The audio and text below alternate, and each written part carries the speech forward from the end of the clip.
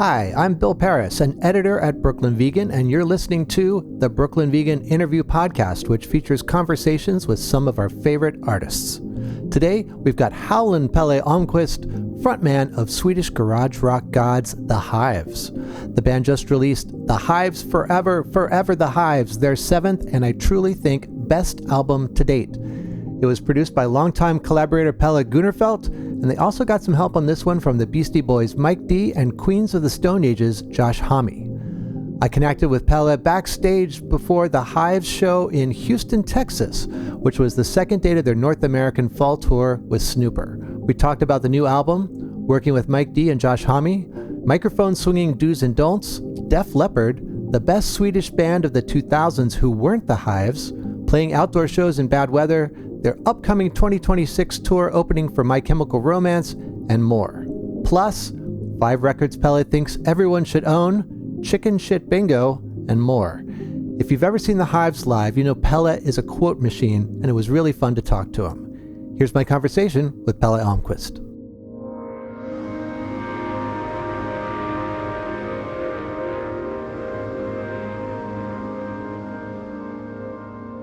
All right, it's my pleasure to be talking with Pelle from the Hives. Pelle, how are you doing today?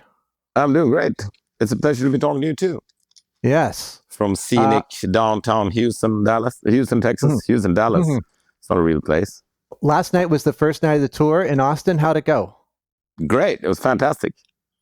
Unexpectedly fantastic since it was the first show. You never know, but yeah, a great crowd and we were really good. I'm proud to say. When did you get into America? We actually had 2 days off in Austin before the show, which is unusual. We try not to have days off, but so I guess I don't even know what that is. 3 days ago. Well, that's nice, right? Went to Chicken Shit Bingo. That was the first for me. You basically put a chicken in a cage and wait till it shits on a number, and that number wins. It was very some of the charm seemed to be that you never know how long it's going to take. So yeah, I've been with an anthropological fervor investigating the USA, I suppose. I saw pictures from the show. We had a photographer there last night. I like the big inflatable Hives logo. Yeah, nice. Yeah, it's balloons. Mm-hmm. Hives balloon. I mean, it's like it's very portable, which is an advantage, and it looks cool, I think. Yeah, very cool. Are Snooper doing the whole tour with you? Yeah, this US bit they're doing. They seem to match the Hives' hyper energy. Yeah, seemed like it. I've only seen one show so far, and I didn't hear. I heard the show, but I didn't see anything. So, but yeah, I think we like that, especially Nicholas, our guitar player, who's also my brother, loves having a very energetic band before us because it makes him feel like we got to try harder. So it's kind of like performance enhancing drugs in a way. Looking at the photos, I saw, as always, you are the master of the microphone, whether it's holding the mic stand out over the audience or throwing it or swinging it. Do you have any do's or don'ts for mic swinging and throwing on stage? And no, I mean, it's all kind of just trial and error. I made all the mistakes and I'll probably make them again. But the risk is kind of part of the appeal. Like you never know if you're going to accidentally hit the security guard in the head or yourself. But usually it's kind of fine. What's the biggest disaster you've had involving him? I think, I felt really bad about that. I was swinging the mic and a security guard walked past and I swung it into his head. He said it was fine, but there's no way that could have felt good. I was swinging it with full force and that thing is pretty heavy. It's like a mace. But I guess he's a security guard for a reason. Like he's probably a tough guy. This was in Chicago at the Metro a long time ago. And if you're hearing this, I apologize again. What's your pre-show prep routine? You gotta move your body to get enough adrenaline going to do the show, and usually that involves kind of I don't know whatever is done like an athlete warm up, and then we slap each other around, like we slap each other in the face and hit each other, and then we stare each other in the eye to see that everyone's present, and then we can play. And I don't know, that slapping thing is usually viewed kind of weirdly by other people backstage, but it's just kind of how the way we know to get enough energy going, because you can't go on stage and have the energy ramp up. It's got to be there right away, I think. Right. I'd like to congratulate you on your new album, The Hives Forever Forever the Hives. I'm not trying to butter you up here, but I honestly think it's your best record to date. Thank you so much. Thank you. Yeah, I feel like we did a good we got away with it. We did a good one. Thank you so much. You said that part of what made this one work was going straight back into the studio right after you toured. Yeah. I mean, we'll see how it works now that we're on tour again and already exhausted at the start of the tour. But it was really great to have the band kind of firing on all cylinders. Like we were playing great right away, and that made it easier to kind of, whatever the idea is, we're going to make a version of that sounds pretty good. Like it's not just, we don't have to like warm up or practice or anything. So I guess that was an advantage. And we kind of have been secretly chipping away at this since before we did The Last Dragon, the death of Brandon Fitzsimmons. They're kind of siblings in a way. Like they've been created in tandem or in parallel or something. But yeah, we're really happy. It seems to have like also maybe have the best reception. I mean, our records are always really well received because they're so long in between, so that people miss us and then they like us again once a new record comes. But even though it's just 2 years between, it seems like everyone's really excited about this one. So that feels great. You said you were chipping away at it already. I mean, Paint a Picture has been in your set for 7 or 8 years now. Yeah. Yeah, the oldest bit on the record is the intro riff to Roll Out the Red Carpet. It was always called Roll Out the Red Carpet and had that intro riff, but it was supposed to be the first song on Tyrannosaurus Hives, and that came out in 2004. So, yeah, there's a lot of stuff here that's not absolutely fresh. But I guess we've kept those things around for a reason. Like, they've always felt too good to throw away, but we've never been able to finish them until now. And I mean, that also feels really good. It feels like we've cleared out the attic a little bit. Like, it feels like there's like a Marie Kondo kind of Zen feeling about releasing these songs finally. Songs that you've been like molding and shaping until they're just right to come out into the world. Something like that, yeah. Bad Call also is like, there's like a YouTube clip, I think, of us playing some version of it in maybe 2011 or something. But half the record is brand new at least, or something like that. Were any of the songs written on the road while on tour, or do you not work like that? No, we kind of can't work like that. It's exhausting enough kind of just doing the show and then the rest of it. But no, we have to, we like more to do stuff when we're at home, I think. It would be pretty convenient though if you could just get all the writing in on tour as well, but you got to kind of it's more fun if you wait till you feel like it. With this one, as always, you worked with Pelle Gunnerfeldt, who you've worked with right from the start, but I know that like Mike D gets a special producer credit here, and I haven't really read that much about just how he ended up working on the record. So I was hoping you could tell me a little bit more about what he did. Yeah, I think because we wanted to make it in Sweden, we wanted Pelle involved, and we wanted to record live, like everyone playing at the same time. And he's kind of the best at that in Sweden. So that was kind of a no-brainer. And also because we were kind of making a record that was a celebration of ourselves, and he's such a big part of it. And then Mike D's involvement was like, that didn't feel enough. Like we needed something that felt more exciting, because we've been working with him since we were on and off since we were like 18 years old. So there's nothing new about that constellation. I know exactly what everyone's going to think about everything. So adding Mike D was also like, well, who made the coolest sounding records we know? And the answer is always the Beastie Boys. Like, we love how those records sounds and how playful they are and how they can be like massive hits but still sound really shitty, kind of. I mean, not shitty. To us, that is like hi-fi, but shitty is just like an expression of a feeling, I guess. But so we contacted him and he agreed to do it. And then there was a lot of kind of back and forth things. We sent him the songs. He kind of made covers in his garage on like the old Beastie Boys gear. So there's like versions of the songs with a lot of synths and stuff. And then we would take part of his productions and, you know, kind of add them to ours. And then he came over to Stockholm. I worked for a couple of days, kind of finishing stuff up. And I also spent a weekend at his house in Malibu, working with him and Dylan, his engineer, which was really, I mean, it's like kind of like, when you're working on a record, you don't think of it that way. You're just kind of, you know, a bunch of people trying to work towards a common goal, hopefully. But then I got really starstruck after the fact that, you know, like, oh, that was Mike D. And then Pelle Gunnerfeldt got starstruck during he started stumbling over cables and connecting things wrong and stuff. because like, I think for people our generation, there's nothing cooler than the Beastie Boys. So it was a treat to ourselves, kind of. Can you give an example or a specific example of like something he added to the record that you guys might have not have thought of otherwise? Well, he was pretty instrumental in. We had 2 different verses for the Hives Forever, Forever the Hives, and the one verse that's now, which is kind of poppier. He was like really in favor of that. Like he kind of made us pick that over the other one. And there's some sounds in. Like kind of overdubs and sounds and synths and stuff that are in Born a Rebel that are definitely his. There's a backing vocal that we would never have done without him in Paint a Picture that answers in the bridges that goes, of nothing, kind of like these Tom Petty background vocals. We would never have allowed us to do that if Mike D hadn't told us to. What about Josh Homme? I know like he helped you out a little bit as well. Yeah.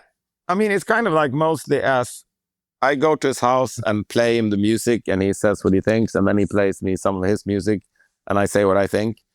And he's such a like great cheerleader. He's done it for other people too. Where, like there's a rock and roller called J.D. McPherson. Do you know who that is? Yeah, he's like a kind of a traditional rock and roller. And he I guess he can get kind of nervous. And Josh kind of told him to get over himself a little bit.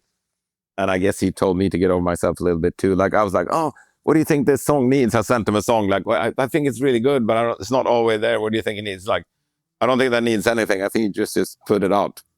Sometimes that's producing. He's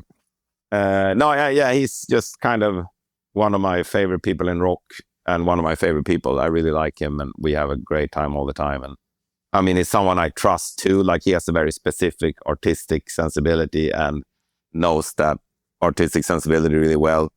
And there's overlap with ours, but it's not exactly the same. But I just kind of, I think he's really good.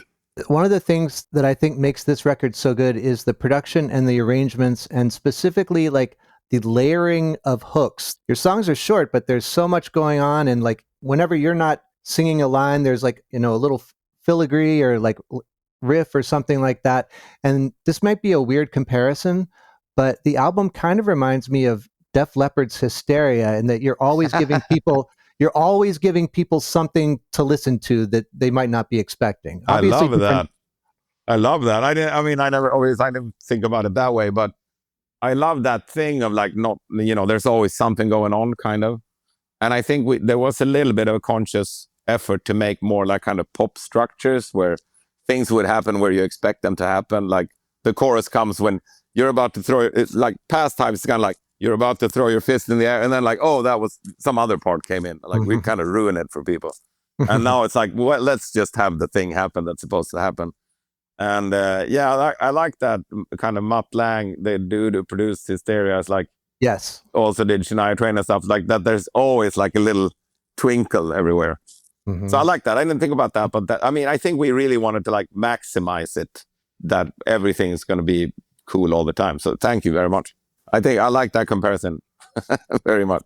There's a great video series. I think they came out on DVDs or VHS in the 2000s. It's called Classic Albums, where they go back and they'll like have the band back in the studio, like at the board playing with stuff. And there's I've seen bits of that. That seems great. There's one on Hysteria, and it just blew my mind, like how much stuff Mutt was like adding to what they were doing. It really made me appreciate that band more than I did before.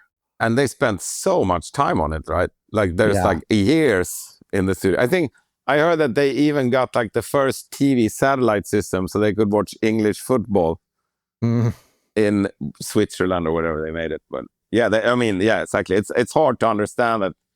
I mean, I guess it's kind of like some things peak and kind of disappear. Like you can never make an album that way anymore. Kind of like maybe streaming made so we can't make like a Lord of the Rings anymore. Like I feel like Hysteria is kind of, such a kind of big budget adventure that it's like, I don't know that that's even possible anymore in that way. Maybe that's okay. Maybe that's the only good thing to come out of streaming. And no more Hysteria. Well, just those year-long, multi-million-dollar records that. Yeah, I mean, I guess there's some cool ones, but it's also, I see what you mean. Being a punk rocker, I have to agree with you. You mentioned Born a Rebel and saying like Mike D brought a lot to that. I think that's one of those songs where the layering of hooks really comes into mind. And this is also another weird comparison, but it kind of reminds me of Steve Miller Band's Abracadabra. Yeah, it does. We were talking about that. Like there's definitely stuff in the arrangement that came out pretty similar, and the riff has something in common with it. You know what I think it is? It's kind of like the riff and the bass riff, and then the eighth note keyboard. Oh, that comes in later. Like that's very Abracadabra. I think at one point, you know, that song doesn't rhyme. It just like every line in the verse ends with the first verse of the next line, kind of. It's like this weird. I think we did that a long time ago too, and we were talking about it then too in a song called Square One, Here I Come. Mm-hmm. But yeah, it does remind me of that a little bit too, but more kind of 50s maybe. You guys have such a definable sound. What's the secret to making a new album the same but different? Oh, I don't know if we have a secret. It's just constant clawing and trial and erroring it. And you know, is this enough Hives? Is this too much Hives or whatever? But I'm pretty proud of the fact that I think what we wanted to be was a band with a definable sound. Like all the bands that we were fans of were very clearly like that thing, like an AC/DC or the Cramps or, you know, Ramones, where it's like this very clear vision. And we were always fans of that. And I think that it's pretty cool then to get to be in a band that has that. But then, of course, if you play too much to the gallery, like it's not fun anymore. So yeah, we're constantly fucking with that balance. We don't know what the secret is. The Hives have the great honor of being covered by Toya and Robert Fripp on their Sunday Lunch series. Did you see that? I did see that. I think it was bare-chested too. Maybe. Which was even more of an honor, I think, in some way. I haven't seen any of the other ones, though. I think someone just sent me the one they did of us. They're doing it one every Sunday? These days, they're doing a lot of repeats. Like this past Sunday, actually, they reran the one that for Hate to Say I Told You So. Oh, cool, yeah. Yeah, maybe subconsciously they know that we're putting out a record and they did it for that reason. That's cool. Yeah. No, I kind of got no opinion. The only thing I know about Robert Fripp is that he had this kind of scam against this British Performance Rights Societies where he would count every guitar pedal as a band member or an instrument, which meant that he could charge way more money for any, like King Kim from Performance. Like they'd play like the old Grey Whistle Test and he would get paid for being 25 musicians or something like that, which I thought was, you know, either like tax evasion or creative genius. You know, that's funny. I don't know a lot about their music. It's prog, right? It is, but some of it's like proto metal, you know. Oh, cool, yeah. Yeah. Maybe I'll check them out sometime. I've never felt drawn to it, but yeah, I feel like they're, you know, I've seen their albums my whole life, so I should probably look into it. In the Court of the Crimson King, there's like their classic, and I'm sure you would find things to like. Is it the one with the screaming face kind of on it? Yeah. Yeah, cool. And then, you know, of course, like he played guitar on all of like Bowie's Berlin albums. Yeah. The ones with Eno. So yeah, he's awesome. He's great. I mean, I know him as a guitar player, but didn't know much about King Crimson. Who is the best Swedish band from the early 2000s that wasn't the Hives? Ooh, that's interesting. That's a question no one's ever asked me. Oh, the Helicopters, I'd say. Oh, okay. Yeah, I'll go with them. They made so many good things. I mean, especially, at least in like kind of our genre. Otherwise, maybe the Knife. The Helicopters or the Knife, I'd say. Were you all fans of Soundtrack of Our Lives and Union Carbide production? Yes. Sound of Our Lives could be a contender too, but to me, since they broke through in Sweden earlier, they're kind of a 90s band to me. Like their two first albums, which I think are like my favorites, they came out in the late 90s. And they're fantastic. They're really great. But Union Carbide Productions was one of these bands like that was before our time. Yeah. Like they're so cool because it was like they were playing kind of music that was so unpopular at the time. Everything was like either indie pop or metal, and they were like some kind of Stooges thing. And they played our hometown, and the older people knew, like, we tried to ask them if it was good and stuff, but everyone had hated it. Which is also, that's probably a good thing, I'd say. Mm-hmm. I love it now, but I didn't know about it at the time. Your tour is just on the West Coast, basically. Do you have plans to come back to the East Coast of North America anytime soon? Yeah, in the spring. Okay. I might be breaking this news here now, but it's we're doing a tour, the East Coast part of this tour, basically in the spring, and really looking forward to it. It's going to be great, I think. We're bringing the Chats to play with us. That's going to be really fun, I think. Australian punks, the Chats. Exactly, yeah. Yeah. I was at the Record Store Day show. It was very rainy. Oh yeah, extremely cold and rainy, but still fun. Almost died a couple of times because everything was so slippery. But oh, really? Yeah, everything was I mean, I run around a lot, and everything was just like a sheet of glass with snot on it. It was pretty dangerous. Nicholas had this big speech before the show because he didn't think we'd been like up to par of some of the earlier shows. Like I'm gonna concentrate too. We're gonna really have to concentrate because it was the last show of the tour. He's like, I really don't want to go home without having done a really good show. So we're gonna do our best now. And then he fell 3 times in the first song. So I don't think he felt like he did it. No, but it was really fun. Even though it was difficult circumstances, I feel like sometimes there's like a kind of a weird camaraderie with the crowd. If if it's really shit, like we can kind of get into that together. Like it's kind of fun to defy the elements together. Have you played a show with worse weather conditions? Well, I feel like usually when they're worse, they get canceled. There was a show we almost played in Spain where the stage was set up on the beach, and there was like the most thunder that had been in like 1,000 years. Like it was the most ridiculous thing I've ever seen, and the promoters refused to cancel it because I guess it was like kind of this chicken race of like, if they cancel, it's their problem. If we cancel, it's our problem. They finally gave up, but we were on our way up stage. But we played a lot of shows with silly amounts of rain. But then again, I think almost like that kind of Coachella, like 115-degree heat, that's almost worse weather conditions actually. Right. For the thing we do. Like I think rain kind of looks cool. I've seen Nick Cave in the rain, and that's usually like better than seeing him without rain. He doesn't quite jump as much as you do, but a little bit. Yeah, less. A little bit, that's true. A little bit.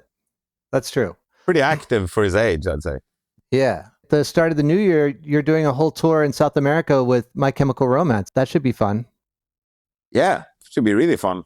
It's kind of funny because they were one of these bands that kind of existed in parallel with us in like the early 2000s and stuff, and we'd meet them at festivals and stuff. And then I think they kind of have been away maybe for a decade or something. Mm-hmm. Or that's kind of my feeling. And then now they come back and they're like super massive. Sometimes I wonder if like quitting for a decade would have been a better career path for us. Maybe that's how you do it. But it's not our style. We just kind of keep grinding. You took a decade off from making records Yeah, we kind of kept playing shows though. But yeah, that's true. If we would have stopped making shows too, then maybe we'd been bigger. In North America, it was all like football stadiums, like the same places Oasis are playing. Is it the same in South America? It's like the biggest stadiums they got, basically. And a lot of times, several days in those stadiums, kind of. So yeah, kind of like the Oasis tour, I guess. Less media attention, but same kind of size. I'm trying to remember, have you done opening slot on a stadium tour before, like in the 2000s when... We did Rolling Stones and AC/DC, right. Because those were the people like, that's kind of the elders. Like we can support them. We can't support a band our age. And then lately we've done Arctic Monkeys and Foo Fighters and stuff. And it's been really great. Yeah, great combination. I think that's just about all the questions I have for you. Thank you. But we end our podcast asking a off the top of your head question. Can you just name 5 records that everybody should own? Okay. The Saints, Eternally Yours. Then I think everyone should own Television, Marquee Moon. I think everyone should own... I guess it's going to have to be a bit more of a diverse collective, like some sort of either like a Fleetwood Mac greatest hits for when you're kind of not in the mood to actively listening to music. Mm-hmm. It can just kind of happen. I think everyone should own a Hives record, self-servingly. Which one? The latest one. I agree. Of course. And then the 5th thing, I think everyone should own... what am I going to do here? Yeah, let's call it a Rolling Stones greatest hits. I think that'll work. Like hot rocks or? Maybe 40 licks. Okay. That's a lot of songs. Yeah. Kind of cheating, yeah. Is there anything else that we should know about what's coming up in the world of the Hives or yourself? It's just like kind of wall-to-wall touring for a bit to play this record that we're so proud of to people for at least a year. And then we're going to have a little powwow and see what we're doing next. Back into the studio, right back in the studio. But yeah, might be too exhausted for that, but maybe I'll take it into consideration. Pelle, thanks so much for taking some time out of your touring day to talk to me. Thank you very much. It was really fun. And I'll see you in the spring then, I hope. Indeed. All right. Thanks a lot. Take care. All right. Bye-bye. Thanks again to Pelle for talking with me. And if you haven't listened to the Hives Forever the Hives yet, it's awesome. Check it out. Meanwhile, you should also check out our other podcast, BV Weekly, where my co-workers Dave and Andrew discuss the week's hot button music news, the latest releases, and more. You can also follow us on social media, and if you liked this episode, be sure to like, subscribe, write us a review, give us 5 stars, and tell your friends about it. These things really do help. Big thanks to our mix engineer Nick Gray and Michael Silverstein for the theme music. I'm Bill Pearis. Thanks for listening.